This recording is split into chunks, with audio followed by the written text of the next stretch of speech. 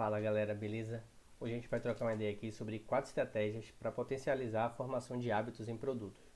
Então, se você já leu aí o Hooked, o livro O Poder do Hábito, já leu alguma coisa sobre behaviorismo, ou até já viu o filme Social Dilemma, talvez os tópicos que a gente vai trocar ideia aqui estejam mais familiarizados para você.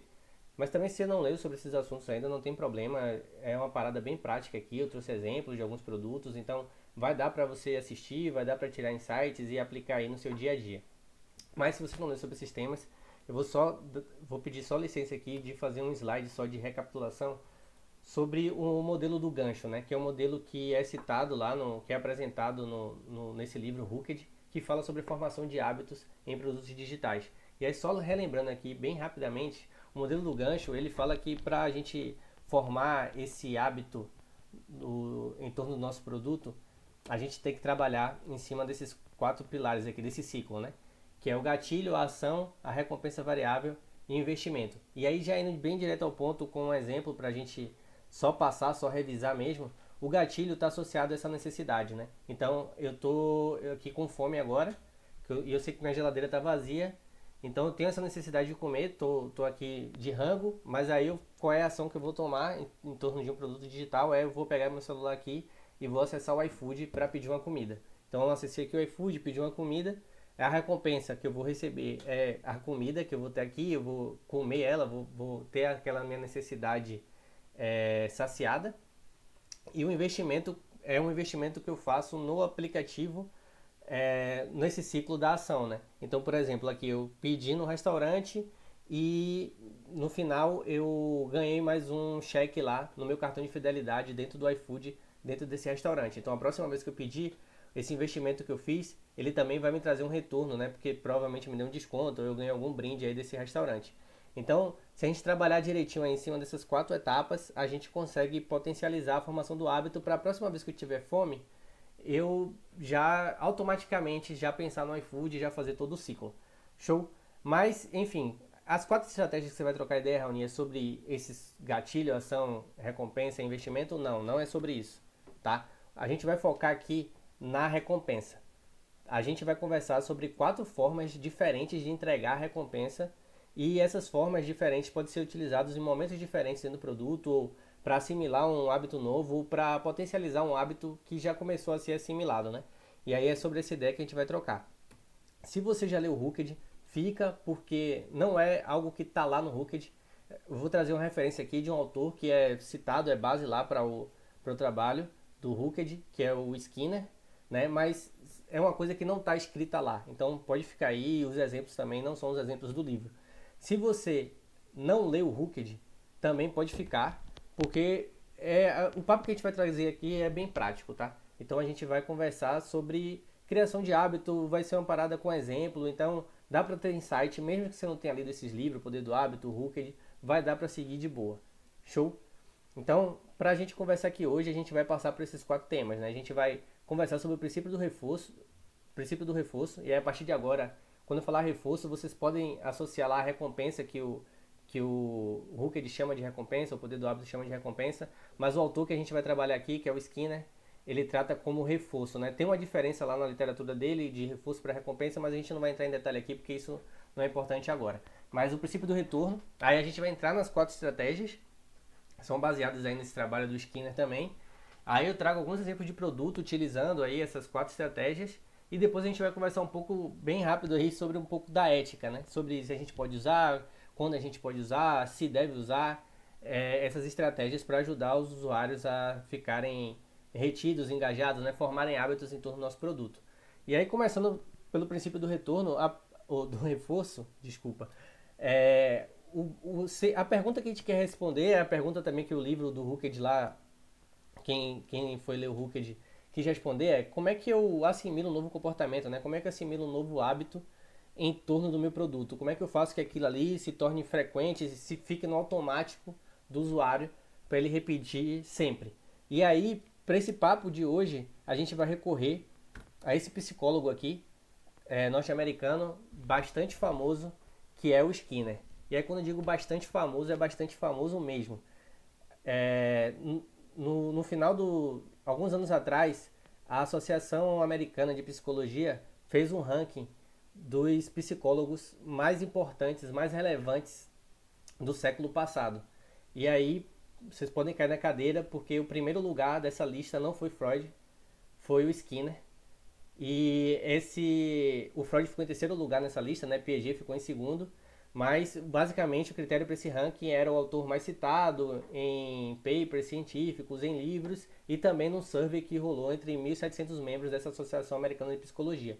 Então o trabalho do Skinner é super relevante. Boa parte do que a gente lê ali no Hooked, no Poder do Hábito, é baseado também no trabalho do Skinner, né? O Skinner e outros autores aí relacionados ao behaviorismo, né? Que é o Pavlov, o Watson. Mas aqui hoje a gente vai focar mais no Skinner e nesse princípio do reforço aí que ele traz. E aí o Skinner, ele traz um pouco essa ideia de que tipo a ação humana, um comportamento humano, ele vai depender de ações anteriores que ele já realizou. E aí, a partir da experiência dessas ações, a partir da consequência dessas ações que ele realizou no passado, se elas forem ruins, as consequências forem ruins, é provável que aquela ação não se repita. Já se as consequências foram boas, é provável que aquela ação aconteça novamente.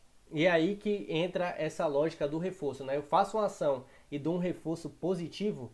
O Skinner ele fala também sobre reforço negativo, mas a gente não vai tratar esse tema aqui hoje. Mas se eu faço uma ação e eu tenho um retorno positivo em cima daquela ação, eu aumento a probabilidade dessa ação se repetir no futuro.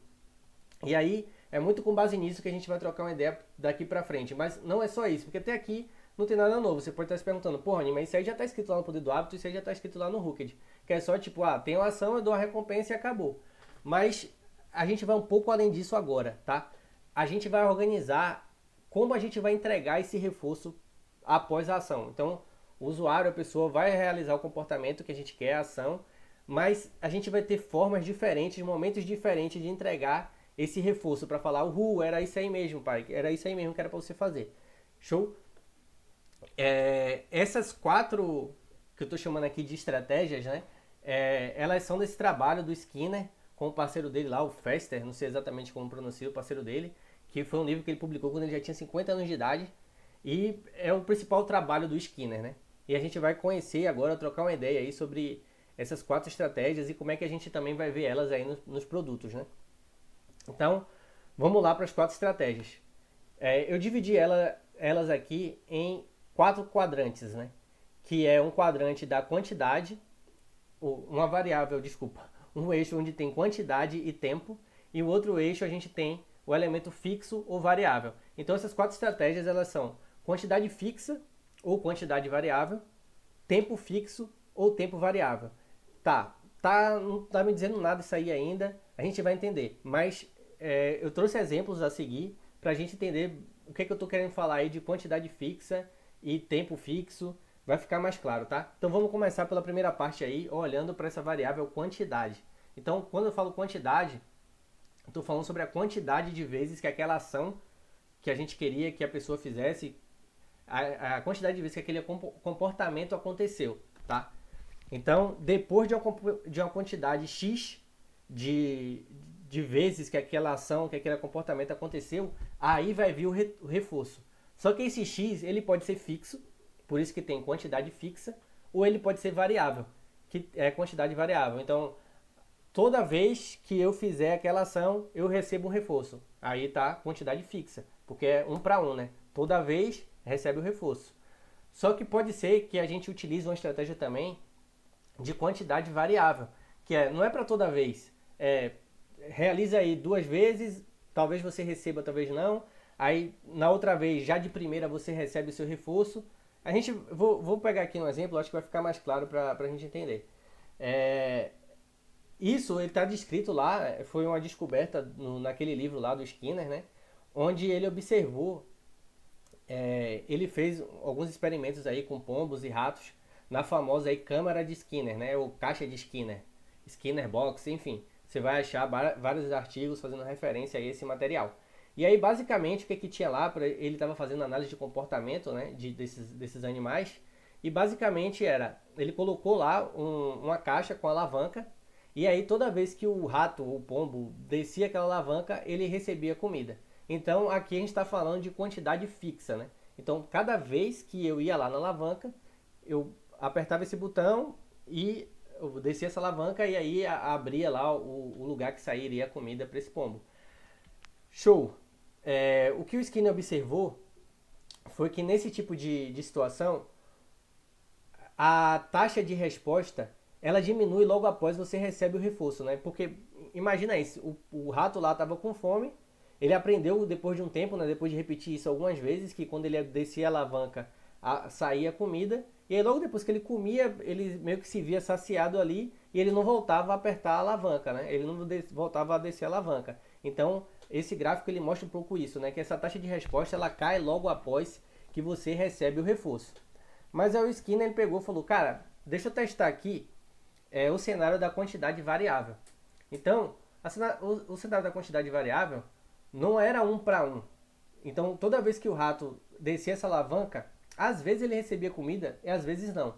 E aí, pasmem, foi quando o Skinner viu que essa taxa de resposta, né, a taxa de vezes que o rato ia lá para pressionar essa alavanca, ela subia muito, né? Então, se a gente comparar os dois gráficos aqui, o gráfico da quantidade variável, ele meio que não cai, porque o rato ele fica lá meio que no desespero, meio que no vício ali, de tipo, meu irmão, vou apertar aqui loucamente, porque às vezes sai, às vezes não sai.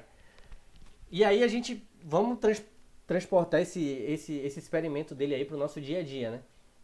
Eu trouxe dois exemplos aqui de situações onde a gente se depara com uma máquina que funciona com a quantidade fixa e uma máquina que funciona com a quantidade variável. Deixa eu só tirar aqui um pouquinho para vocês conseguirem ler. Acho que... Tá, agora foi. Imagina uma máquina ali, uma vending machine ali, uma máquina de refrigerante, onde você coloca o dinheiro e vai sair o refrigerante, ou vai sair o salgadinho, ou vai sair o chocolate, o que você está selecionando ali para comprar. Esse tipo de máquina ele precisa funcionar dentro do cenário de quantidade fixa, tá? Porque imagina se ela funciona no cenário de quantidade variável e às vezes você bota sua moeda lá para pegar o refrigerante e não vem moeda, e não vem Coca-Cola, e não vem biscoito, tá? Então, esse tipo de máquina e esse tipo de comportamento, né, de como ela funciona, ele tem um baixo risco de extinção do comportamento. Toda vez que você quiser beber uma Coca-Cola, você sabe como funciona e fala, pô, é só eu colocar a moeda lá, realizar a ação e o reforço vai vir, que é a Coca-Cola que eu tô querendo, é a recompensa, né, que eu tô querendo ali. Então, esse tipo de comportamento aplicado aqui a essa máquina, ela é interessante para você assimilar aquele novo comportamento, né, que você fez o entendimento ali e você tem um baixo risco de extinção porque você sabe como se comporta, né, é 1 para 1. Agora, eu vou trazer uma outra máquina aqui que também é famosa, né? Que é uma máquina de cassino, né? Então, a máquina de cassino, ela não é 1 para 1. Vai ter vezes que a gente vai puxar ali a alavanca da máquina e ela vai emparelhar tudo e a gente vai receber a recompensa. A gente vai receber esse reforço. Mas vai ter vezes que não, tá? Então, o que acontece aí nesse outro cenário? A gente tem um alto risco de extinção, porque vai ter gente que vai colocar a moeda ali uma ou duas vezes, não vai vir nada e falar, putz, desisto, não vou ficar passando meu dia aqui na alavanca. Mas tem pessoas que vão permanecer e aí é um comportamento um pouco similar lá ao ratinho que a gente viu, né? As pessoas que acabam se sentindo recompensadas e entram, assimilam esse comportamento, acabam realizando muito mais vezes do que a pessoa que vai na máquina de Coca-Cola, porque ela fica ali num processo meio que quase que de um vício, né? Puxando essa alavanca várias vezes e colocando mais dinheiro para apostar. Então, esses dois cenários, quando você tem um comportamento que a pessoa ainda não assimilou e você coloca um cenário de um funcionamento de quantidade variável, é ruim, porque você tem um risco alto de extinção. Porque o cara vai lá a primeira vez para ver como é que funciona e não sai nada, ele pode nunca mais querer colocar o dinheiro dele ali. Ele fala, pô, irmão, vou nada aí, porque quando eu vou aí eu perco o meu dinheiro. Né? Então, é importante ver também que esses dois tipos de comportamentos a gente pode usar em momentos diferentes para tanto potencializar a assimilação de um hábito novo, de um comportamento novo, ou aumentar a frequência, né, de um hábito ali que ele já está no processo de assimilação. E aí, eu não vou mostrar aqui agora, mas lá no final a gente vai ver alguns exemplos aí de produtos, né? Peguei um jogo lá do Mario, peguei o do Duolingo para mostrar um cenário que o Duolingo utiliza a quantidade fixa, um cenário que o Duolingo utiliza a quantidade variável. no Instagram e no TikTok também. Mas isso a gente vai ver esses exemplos, como a gente já viu lá no índice, lá no final da apresentação. Tá? Show? E aí eu só coloquei esses dois gráficos aqui, porque no final também a gente vai ver esse quadrante aqui todo organizadinho com os gráficos todos, né? Pra gente ver qual cenário ali tem maior aumento de frequência, né? Para a repetição de um comportamento. Show, então vamos continuar. Agora vamos para essa segunda linha aqui, né? A gente conversou sobre o cenário de quantidade e agora a gente vai para o cenário de tempo. Tempo fixo e tempo variável. Agora, quem manda é o tempo, quem manda é o relógio, não é mais a quantidade, não é porque eu realizei algo uma vez, duas vezes, três vezes que o reforço, a recompensa vai vir. Agora são tempos, janelas de tempo onde o reforço vão acontecer ou não vão acontecer, tá? E é isso que a gente vai trocar uma ideia aqui. Eu trouxe um exemplo que talvez todo mundo já tenha vivenciado aí na sala de aula, né? Imagina que o professor deixou a galera lá fazendo a prova e aí ele fala, ó, daqui de 20 em 20 minutos eu vou voltar aqui na sala para ver se vocês estão se comportando e se a sala estiver comportada, vai todo mundo ganhar aí 5 décimos na nota final da prova. Beleza?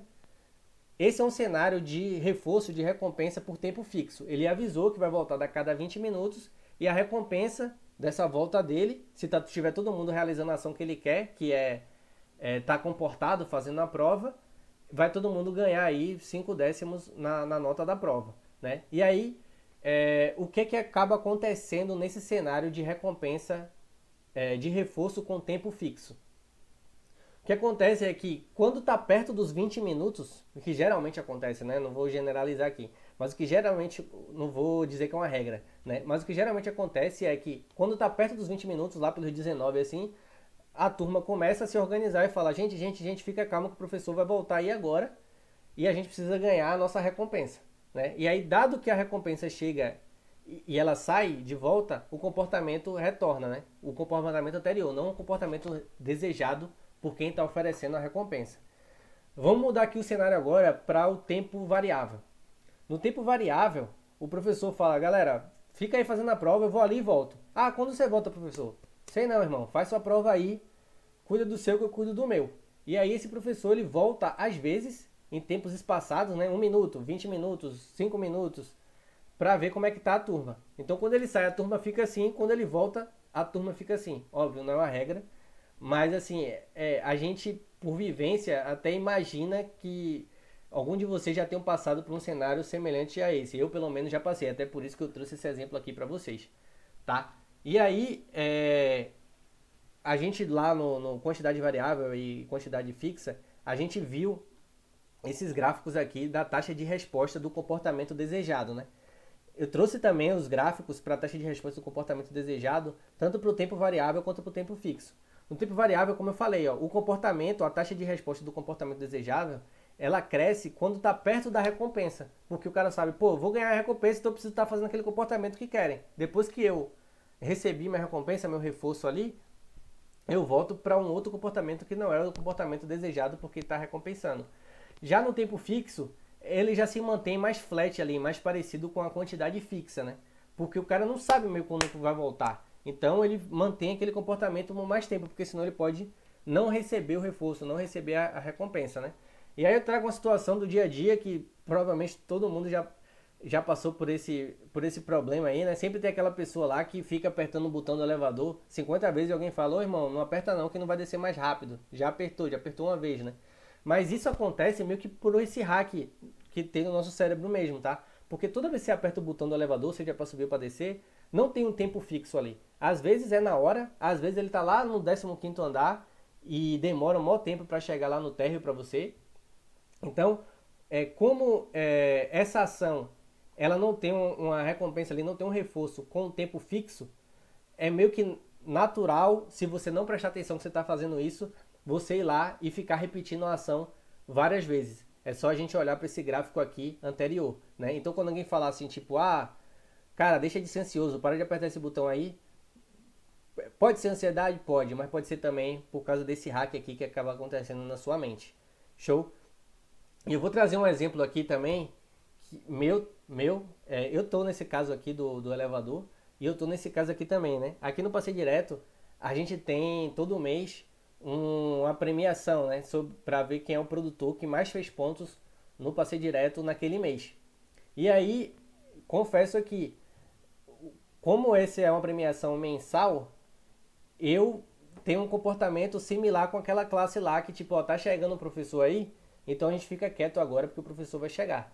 Então, quando tá chegando ali perto do final do mês, tipo agora, dia 21 de outubro, que é quando eu tô fazendo esse vídeo, eu falo, caramba, eu não fiz nenhum material ainda, eu preciso subir um material lá novo.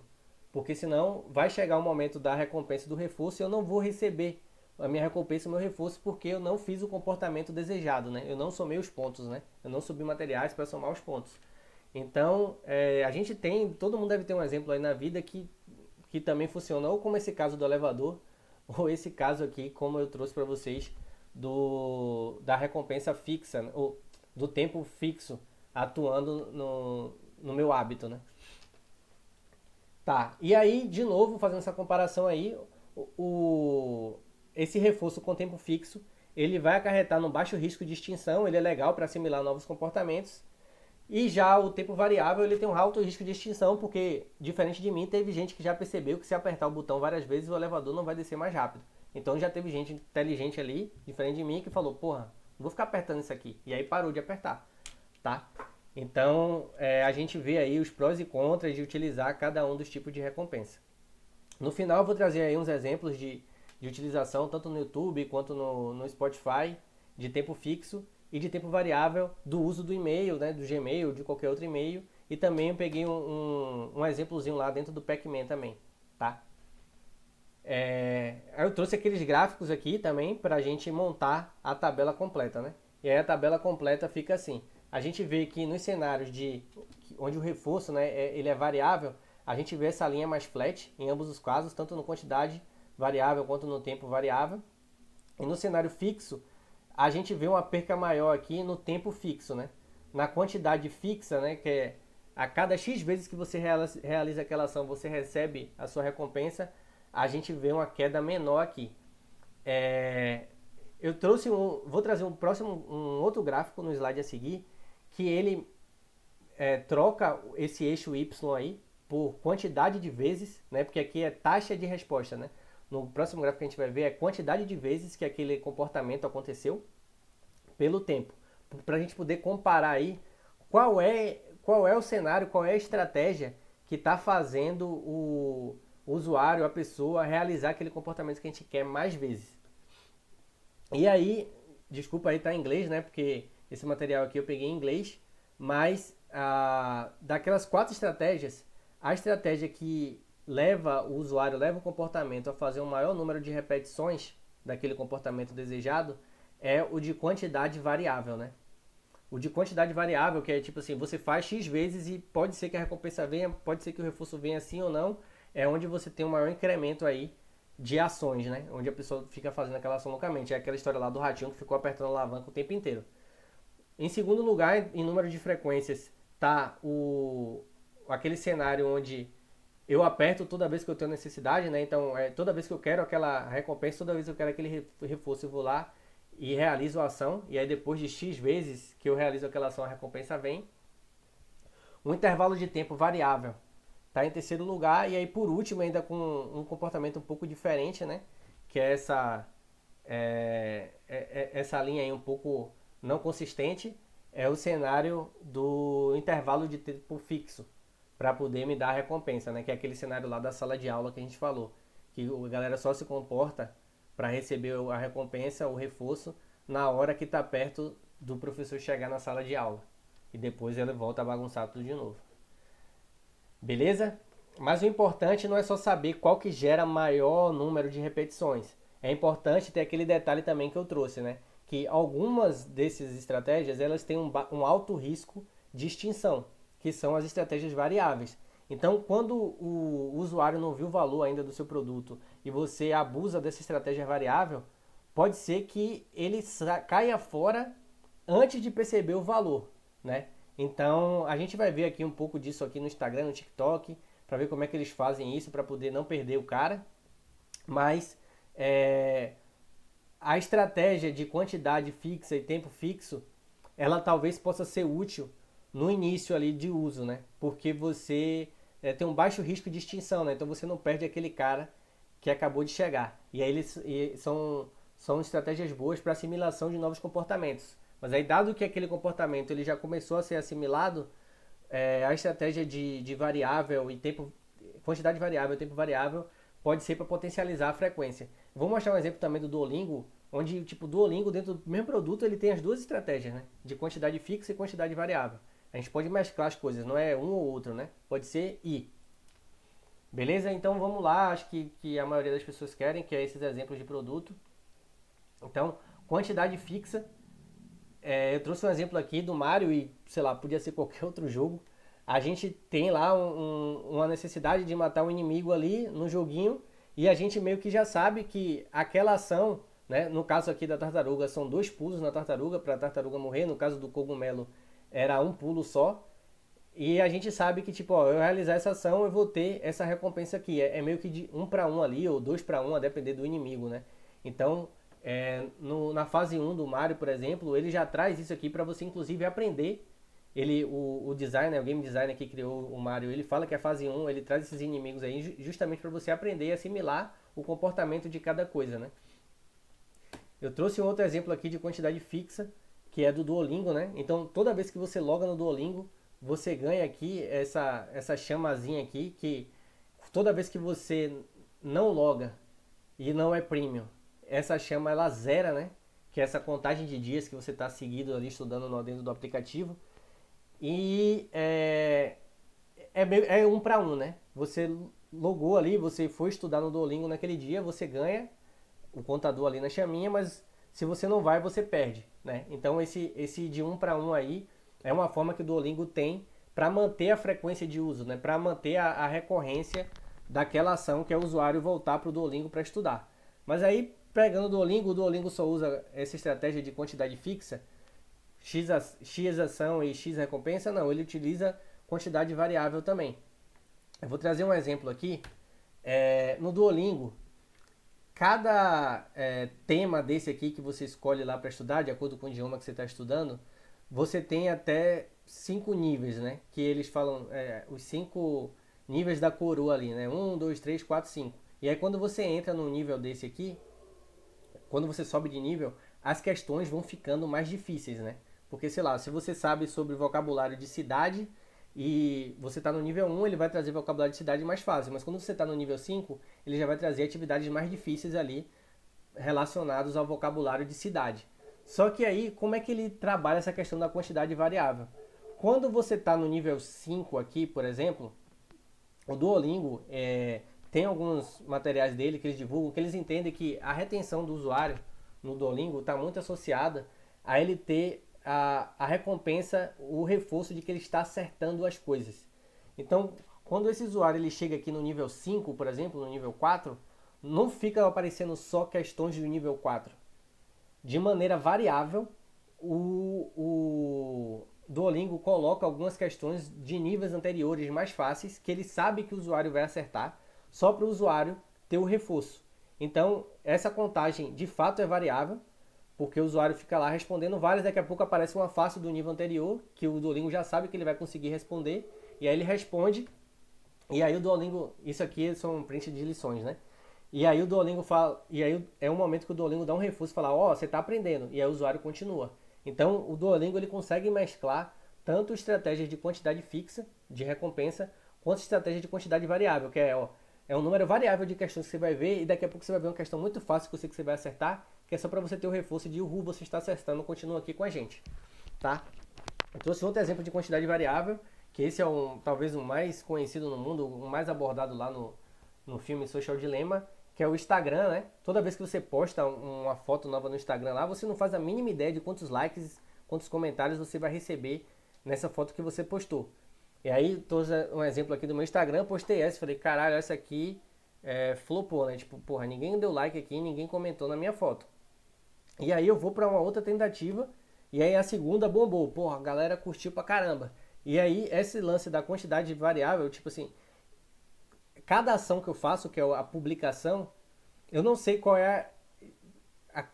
quantas vezes eu vou precisar postar uma foto para eu receber essa recompensa. Essa recompensa da minha foto bombar ou não, ela é variável. Às vezes eu posto 10 fotos, nenhuma bomba, e na 11ª ela bomba. E às vezes eu posto 3 seguidas que bombam, né? Então, bomba assim, né, gente? Eu não sou influencer, né? Mas dentro ali da minha rede, dentro dos meus amigos, bombou.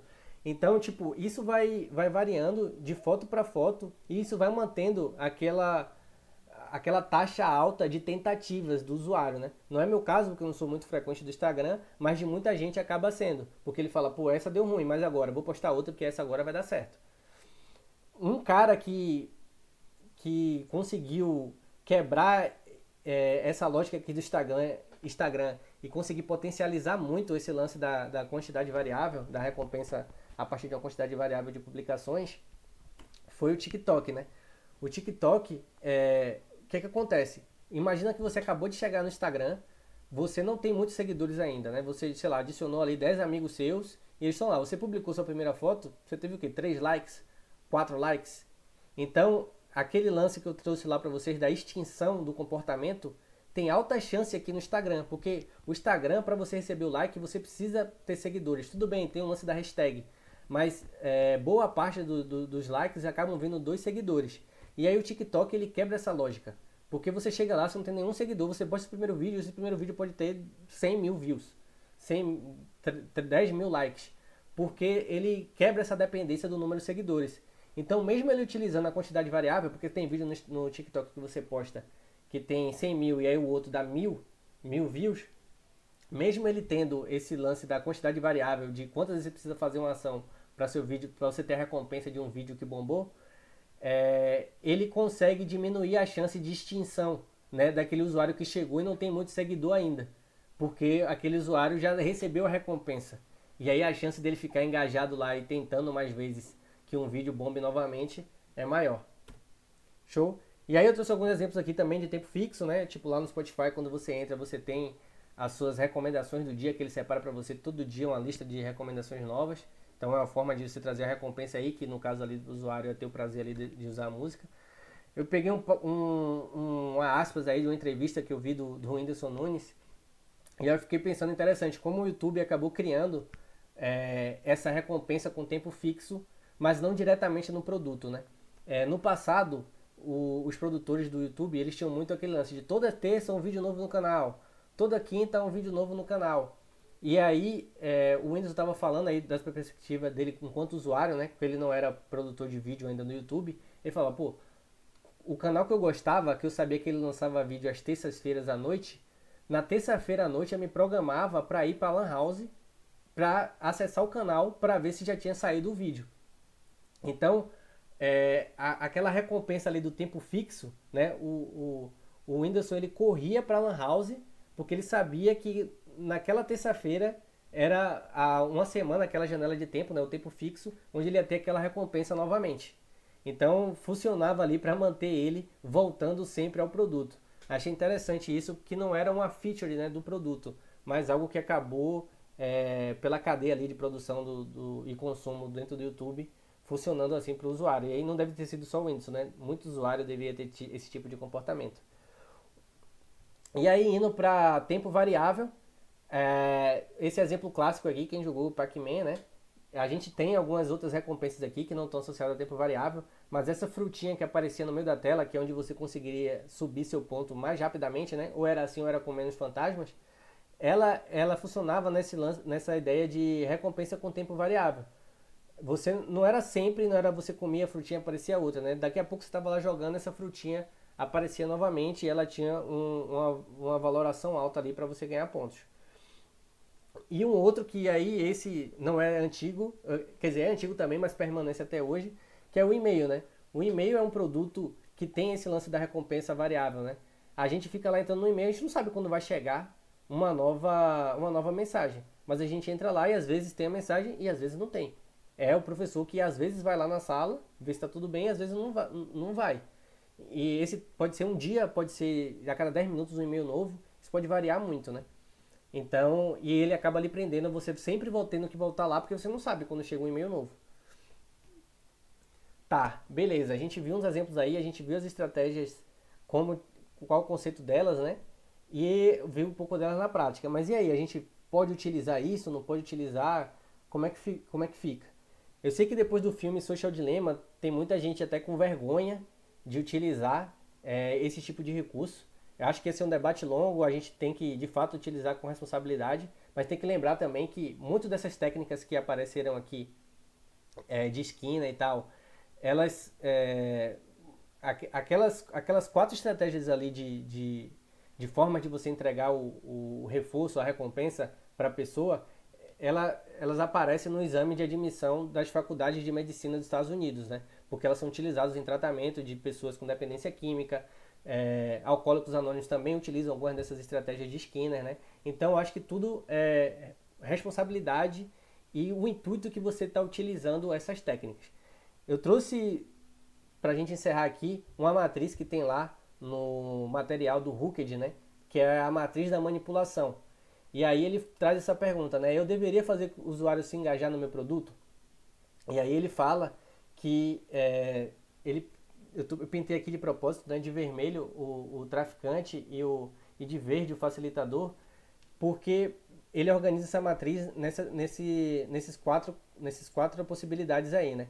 A pergunta é: o seu produto ele melhora a vida do usuário ou não melhora a vida do usuário? Você usa seu produto ou não usa seu produto? Cara, no meu caso, o produto que eu trabalho ele melhora a vida do usuário e eu utilizo esse produto bastante. Então, eu estou ali sendo um facilitador, porque eu acredito, eu utilizo. Eu sei que faz bem para a pessoa e sei que faz bem para mim. Então, eu estou usando técnicas para ajudar as pessoas a se engajarem no meu produto, mas é de algo que eu acredito, de algo que eu acredito que faz bem.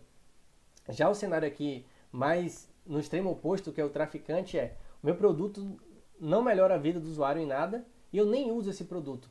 E aí por isso que ele faz essa analogia com o traficante, né? Que a gente tem esse lance que tipo, o traficante não usa a droga que ele vende, né? Então, se você tá nesse quadrante, aí eu acho que é o ponto de você repensar. Falar, cara, eu ainda quero que o cara fique engajado em algo que eu nem utilizo, nem tô vendo benefício para ele, né?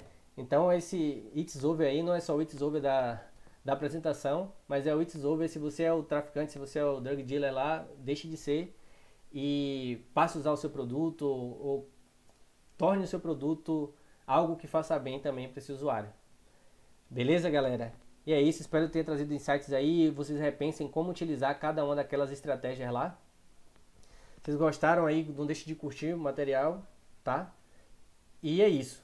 Pensem aí como vocês vão usar a estratégia de tempo variável, quantidade fixa. Dá para mesclar tudo, rever os exemplos aí. Dá para mesclar e dá para potencializar o que vocês estão fazendo dentro do produto. Beleza? Falou, galera. Fui.